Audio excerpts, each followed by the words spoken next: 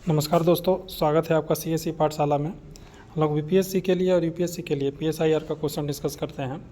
तो चलिए देखते हैं। ये मेनली बीपीएससी ओरिएंटेड है, लेकिन इसका जो डिस्कशन है, जो हम मतलब कि इसके बारे में जो डिटेल में डिस्कशन करते हैं, आप यूपीएससी का भी क्वेश्चन को अगर पीएसआईआर का लिखने का कोशिश कीजिएगा तो उसमें भी आपको यूज हो जाएगा। आप कोशिश कीजिएगा तो यूज होगा। और हम लोग पीएसआईआर के पेपर 1 का सेक्शन ए का जो क्वेश्चन है वो डिस्कस कर रहे हैं। पहला क्वेश्चन करंट अफेयर का है। नाटो का जो लेटेस्ट मेंबर है यानी 32 नंबर का, वो कौन सा देश बना है? स्वीडन। हम लोग एक प्रकार से जब पेपर 2 में हम लोग डिस्कस करेंगे आईआर के बारे में, तो हम लोग वहाँ पर कलेक्टिव डिफेंस के बारे में पढ़ेंगे। तो कलेक्टिव डिफेंस का जब पढ़ेंगे तो उस समय हम लोग जो है नाटो के बारे में हम डिस्कस करेंगे। फिलहाल आप इतना याद कीजिए, रखिए नाटो का जो 32 जो सदस्य है यानी कि 32वां मेंबर यानी कि लेटेस्ट मेंबर, वो स्वीडन बना है। ये शायद 2024 में ही बना था। अगला क्वेश्चन, मार्क्स किस देश से संबंध रखते थे या किस देश से ताल्लुकात रखते थे? ये जर्मनी से थे। कहाँ के थे? जर्मनी से थे। याद रखिएगा, मार्क्स किस देश से ताल्लुकात रखते थे? जर्मनी से रखते थे। और अगला क्वेश्चन है दी कम्युनिस्ट मैनिफेस्टो, बहुत इंपॉर्टेंट बुक है। और दास कैपिटल, ये किसने लिखा है? तो ये कार्ल मार्क्स का बुक है। इसी में उन्होंने क्या किया है कि अपना थ्योरी दिया था।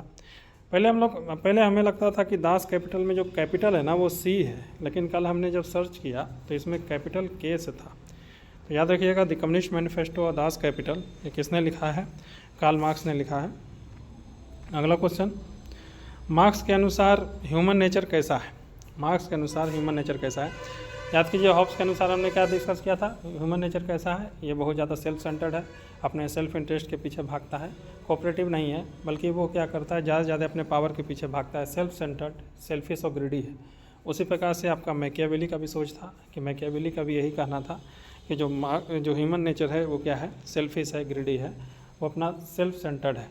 लेकिन जॉन लॉक का याद कीजिए, उनका मानना था कि हाँ, ह्यूमन नेचर सेल्फ सेंटर्ड तो है, लेकिन वो इनलाइटन सेल्फ इंटरेस्ट के पीछे भागता है, रेशनल सेल्फ इंटरेस्ट के पीछे भागता है। मतलब कि वो जानता है कि हमें पावर अर्जित करना है, संपत्ति अर्जित करना है, लेकिन दूसरों को नुकसान करके नहीं। लेकिन मार्क्स के अनुसार ह्यूमन नेचर कैसा है? कोऑपरेटिव है। कोऑपरेटिव मतलब कि आपस में सहयोग करने वाला। याद कीजिए, मार्क्स को क्या लाना है? मार्क्स को एक प्रकार से रेवोल्यूशन लाना है ना, वर्कर क्लास के बीच में, वर्कर क्लास के आपस में एकजुट करके अमीरों के खिलाफ। ये रेवोल्यूशन कैसे आएगा? और चूँकि ये जो रेवोल्यूशन है वो ब्लड वाला होगा, मतलब कि वायलेंस होगा, हिंसात्मक होगा, तो निश्चित है कि खून बहेगा। तो इसलिए वो इस प्रकार की सोच रखते हैं कि ह्यूमन नेचर जो है वो कोऑपरेटिव है। तभी तो वर्कर आपस में कोऑपरेट करके, पूरे वर्ल्ड के वर्कर जो है कोऑपरेट करके अमीरों के खिलाफ क्या करेंगे? रेवोल्यूशन लाएंगे। अगला क्वेश्चन,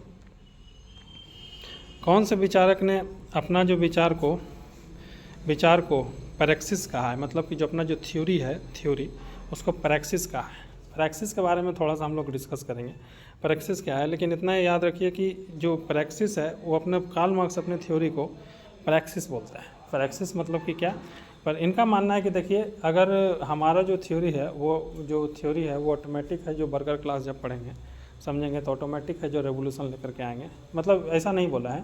इनका मानना है कि देखिए, हमने जो थ्योरी दिया है वो क्या है? एक प्रकार से पैरेक्सिस है। पैरेक्सिस मतलब कि वो थ्योरी जो है, हमारा जो थ्योरी है वो एक्शन को लीड करेगा, और जो एक्शन आएगा फिर वो फर्दर थ्योरी को लीड करेगा। मतलब कि इनका मानना है कि देखिए, ऐसे मतलब कि एक समय ऐसा आएगा कि जो वर्कर का जो एक्सप्लॉयटेशन है इतना ज़्यादा बढ़ जाएगा कि वर्कर समझ जाएंगे कि अब हमको रेवोल्यूशन लाए बिना कोई उपाय नहीं है। तो जब वो रेवोल्यूशन लाए बिना कोई उपाय नहीं है तो ऑटोमेटिक है कि उस समय क्या करेंगे? रेवोल्यूशन आ जाएगा।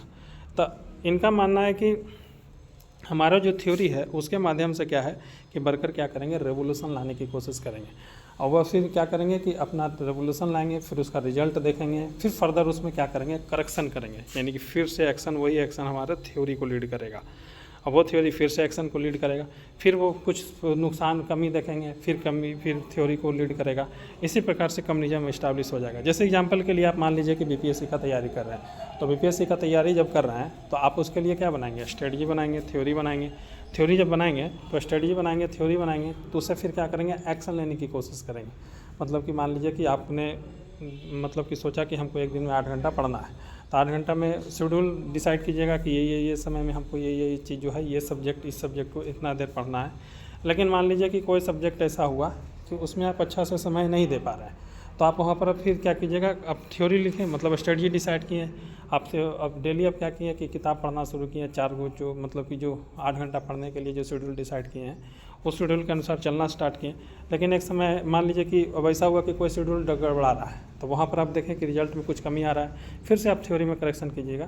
कहेंगे नहीं 8 घंटा की जगह पर अब क्या करेंगे हम लोग, और क्या करेंगे आधा घंटा बढ़ाएंगे, ताकि ये जो सब्जेक्ट है जिसको अच्छा से समय नहीं मिल पा रहा है उसको फिर से क्या करेंगे हम लोग, क्या करेंगे करेक्शन करेंगे। या आपका एक्शन तब तक चलते रहेगा जब तक कि आपका बीपीएससी ना निकल जाए। तो उसी तरह से जो मार्क्स जो हैं वो अपना थ्योरी को प्रैक्टिस बोलते हैं कि मतलब कि मेरा थ्योरी जो है वो एक प्रकार से रेवोल्यूशन लेकर के आएगा, और फिर वो मेरे थ्योरी जो है रेवोल्यूशन लेकर के आएगा।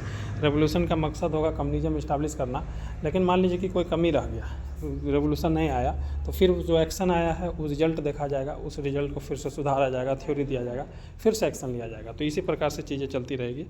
तो जो मार्क्स थे वो अपने विचार को क्या मतलब अपने विचार को प्रैक्टिस का है, मतलब कि थ्योरी जो एक्शन को लीड करेगा, एक्शन जो थ्योरी को लीड करेगा, थ्योरी एक्शन को लीड करेगा और एक्शन जो है वो थ्योरी को लीड करेगा। तो याद रखिएगा प्रैक्टिस कौन सा विचारक है जिन्होंने अपने विचार को क्या कहा है, प्रैक्टिस कहा है, तो वो कार्ल मार्क्स है। अगला क्वेश्चन, मार्क्स अपनी अप्रोच में कैसे विचारक है, मेटेरियलिस्टिक है। देखिए मार्क्स का मानना है ना कि जितना भी वर्कर का जो एक्सप्लॉयटेशन हो रहा है, यानी कि हम आगे पढ़ेंगे, फिलहाल आप इतना ही याद रखिए कि जो समाज जो है ना उसमें जो मेन स्ट्रक्चर है वो इकोनॉमिक स्ट्रक्चर है।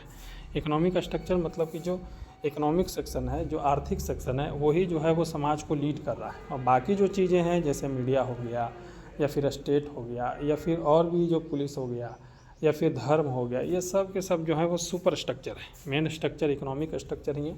इकोनॉमिक स्ट्रक्चर पर जो कब्जा है वो पूंजीपति क्लास का है। ये पूंजीपति क्लास जो इकोनॉमिक स्ट्रक्चर पर कब्जा करके रखे हुए हैं, ये जो पूंजीपति क्लास जब इकोनॉमिक स्ट्रक्चर पर कब्जा किए हुए तो ऑटोमेटिक एक इनका स्टेट पर भी कब्जा है, पुलिस पर भी कब्जा है, समाज पर भी कब्जा है और रिलीजन पर भी कब्जा है, आइडियोलॉजी पर कब्जा है, सब पर इन्हीं लोग का कब्जा है। इसलिए इनका जो मानना है कि जो मेन स्ट्रक्चर है वो इकोनॉमिक स्ट्रक्चर है। इकोनॉमिक स्ट्रक्चर में अगर आप परिवर्तन ले आइएगा, इकोनॉमिक स्ट्रक्चर पर अगर वर्कर क्लास अगर कब्जा कर लेंगे तो बाकी जो सुपर स्ट्रक्चर है जैसे स्टेट हो गया, आइडियोलॉजी हो गया, रिलीजन हो गया, समाज हो गया, सब ऑटोमेटिक है जो वर्कर क्लास के कब्जा में आ जाएगा। मतलब कि वो इकोनॉमी को यानी कि इकोनॉमी को ज़्यादा मतलब कि क्या करते हैं, इंपॉर्टेंट देते हैं। आइडियोलॉजी का उनका मानना है कि जो आइडियाज़ है, रिलीजन है, ये सब के सब फॉल्स कॉन्शियसनेस है, यानी कि फॉल्स कॉन्शियसनेस है, इसका कोई रिलेवेंस नहीं है। या फिर नेशनलिज्म हो गया, राष्ट्रवाद हो गया, ये सब के सब फॉल्स कॉन्शियसनेस है। इनका मानना है कि जो इतिहास है वो हमेशा से देखिएगा तो दो स्ट्रक्चर के बीच में बटा हुआ है, दो क्लास के बीच में बटा हुआ है, हैव और हैव नॉट। पहले क्या हुआ था होते थे एंशिएंट टाइम में फ्यूडल लॉर्ड होते थे और सर्फ होते थे। उसके बाद फिर मिडाइवल टाइम में कौन होते थे, उसी समय फ्यूडलिज्म आ गया। उसमें भी जो होते थे वो लॉर्ड होते थे और ये फ्यूडल लॉर्ड होते थे और ये जो ये सर्फ होते थे। लेकिन अब जो मॉडर्न टाइम है, मॉडर्न टाइम में कौन आ गए हैं, मॉडर्न टाइम में आपको वर्कर क्लास और रिच क्लास ने जगह ले लिया है। यानी कि जो फ्यूडल लॉर्ड थे उनका जगह रिच क्लास ने ले लिया है और वर्कर क्लास है। तो यानी कि ये जो क्लास डिवीज़न है वो आर्थिक स्ट्रक्चर के अनुसार है, इकोनॉमिक स्ट्रक्चर के अनुसार है। मतलब कि हमेशा से इकोनॉमिक स्ट्रक्चर पे जो पूंजीपति क्लास हैं उन्हीं का कब्जा रहा है। इसलिए मार्क्स को अपनी अप्रोच में कैसा माना गया है, मेटलिस्टिक माना गया है, भौतिकवाद भी माना गया है। अगला क्वेश्चन, कम्युनिज्म के फाउंडर किसे माना जाता है, रिवीजन का क्वेश्चन। कार्ल मार्क्स ने क्या किया, कम्युनिज्म का थ्योरी दिया। इसी के कारण जो वर्ल्ड है वो 1945 के बाद दो पोल में बटा हुआ रहा, पूंजीपति देश और दूसरा तरफ कम्युनिस्ट देश।